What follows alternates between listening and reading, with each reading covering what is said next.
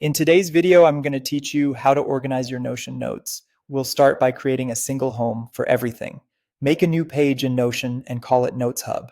This page is your launchpad. It's where you'll store and access every note so you never wonder where something lives. Inside this hub, create one master notes database instead of scattering separate pages around your workspace.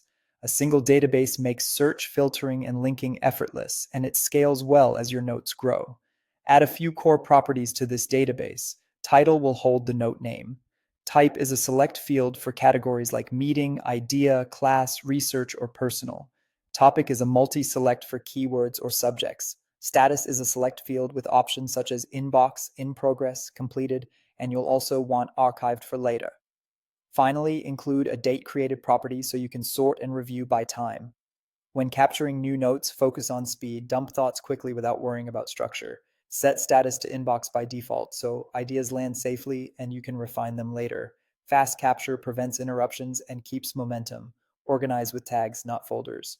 Using topic and type lets one note live in multiple contexts at once, like tagging a single note as work, marketing, and ideas. This keeps your system flexible and prevents duplication. Next, set up a few helpful views in your database. Create an inbox view that filters status to inbox so you can triage. Add a by type view grouped by the type property to see meetings, ideas, and research at a glance. Make a by topic view filtered to specific tags for focused work. And include a recent notes view sorted by date created to surface what you touched last. Write clear descriptive titles that tell you exactly what the note is about. Think Instagram content ideas for Q2 or client meeting, website redesign, not vague names like notes.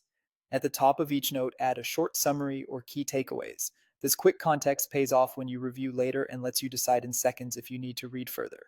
Link related notes using mentions or linked database views. Connecting notes turns your workspace into a network of knowledge rather than isolated pages.